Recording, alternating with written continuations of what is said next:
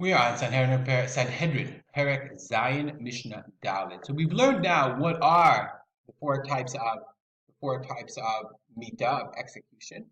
Now we're going to learn about who gets the four types of execution. So we start again with skila, those who are stoned. Elu heina niskalim, these are those who receive stoning. And the way you know it, let's look at the Bartanur for a second, is there's two ways. There are some who the Torah says dichtubu, it says about them skila explicitly. So some of them the Torah says you get this, you get stoned. And some of them where it doesn't say explicitly, it says either damavo, his blood will be on it, and dimehembam, or their blood shall be on it. If it says these words, either damabo or dimehembam, eno elaskila can only be stoning. How do we know? Are certain types of idolatry where it says be'even yirgumu otam, you shall stone them with a stone. You shall stone them with a stone. Dimehembam, meaning the Torah connects the words dimehembam to be'even yirgumu otam, and therefore anywhere it says damabo or dimehembam, the rabbis don't doubt that the punishment was skila. So there are 18 sins for which a person gets skila. One, a person has illicit sexual relations with their mother, or with the wife of your father's wife, even if she's not your mother, or with your daughter-in-law, or if you have homosexual relations, or bestiality, a woman who has intercourse with an animal, she brings the animal upon herself. One who blasphemes God. And we'll learn about what many of these things are in subsequent Mishnayot. What is a person who engages in idol worship? We'll learn what that is. A person who gives over his children to Molech. Molech it's unclear whether it's idolatry or witchcraft or sorcery, but we'll see what it is. Coming Mishnah. Ubal ov v'yidoni, more forms of sorcery. Ov and yidoni. We'll learn in Mishnah Zayin.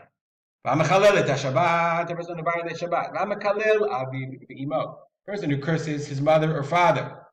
A person who has sexual relations with a betrothed woman after Erusin, she's really married. Hamesit, someone who is mesit, someone who encourages others to sin. Someone who is mediach from ir hanidachat, someone who entices an entire city to sin. Someone who engages in sorcery, uben sorer umoreh, and the wayward son. We'll learn many of these things in greater detail right now. Person who sleeps with his mother, chayav aleha. Okay, he's chayav not only for that sin, mishum so he's chayav because of the sin of sleeping with his mother, umishum eshet av, and also for the sin of sleeping with his father's wife.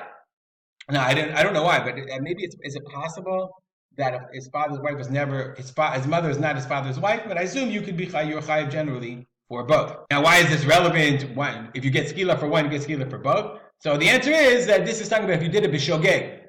You didn't know she was your mother and your father's wife. You met this woman and she didn't know. Nobody knew, and then you found out afterwards that's your mother. Oh my God. Okay, that sounds like a television show. Rabbi Yudah says, "Eno chayav ele mishum ha'em bilvad." No, you're not chayav on both. You're only chayav on one, and they argue about the understanding of the psukim. Habal eshet av. If you're a person who has sexual relations with his father's wife, chayav ele mishum eshet av u'mishum eshet ish. You have both eshet av, in my father's wife, and eshet ish, she's a married woman if they're still married. Okay, ben b'chaye aviv, ben lachar mitat aviv. Okay, whether it's during your father is alive, or whether your father is no longer alive. That's talking about Eshet Av. Meaning these, not Mishum Eshet Ish. Okay? Meaning once your father marries a woman, she's asur to you because of Eshet Av forever, even if the father dies. As opposed to Eshet Ish, a married woman, once the husband dies, she's no longer Eshet Ish. But Beimina Erusin, Beimina Nisuin, whether your father only did Erusin and divorced the woman, or Nisuin, or did Nisuin as well. Similarly, about Kalato, a person who sleeps with his daughter-in-law, Chayav alem mishum Kalato, or mishum eshet ish, Chayav on both. Remember, if you did b'shogeg, you have to bring two korbanot, two sacrifices. Bein b'chaye b'no, bein b'char mitat b'no. Your daughter-in-law is always your daughter-in-law, even if your son dies. Beimina Erusin, Beimina Nisuin, whether it was Erusin only or Nisuin or also Nisuin. Okay, if a person who Baal Zachor has intercourse, homosexual intercourse with a man, Bala Behema, or with an animal, Vaisha Miviyata Behema, or and a woman who brings an animal upon her. So now the Gemara asks the question: what about, we know about the people? Now the Mishnah asks, I'm sorry, we know about the people, but Ima Dam Chata Behema Machatat. What did the animal do? Why? So the animal is also stoned. You stone the animal because it brought, a person came to stumble, came to the takala, this terrible sin, through this animal. So therefore the animal is part of the sin. Therefore the Torah says you have to stone the animal as well. Or so if you don't punish the animal, you're right, the animal didn't do anything, the people did. But if the animal is passing by in the market, and they'll say, that's the animal that caused Ploni to be this person to be killed. Yeah, that's the animal. They do all of a sudden, and we are concerned, even though the person is executed for a sin, according to the Mishnah, according to the Torah, nonetheless, we still have kavod, we still have respect for the person themselves. And I'm going to repeat that in the Torah's value system, we're worried about a person's eternal soul, and we believe that the punishment, the capital punishment that the Torah metes out,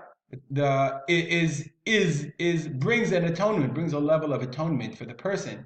So even though they're punished in this world, they have kapara atonement in Olam Haba. We'll stop here. Dedicate our learning. We learn me and my father. Rav Simcha ben Yitzchak Kalman. Have a good day.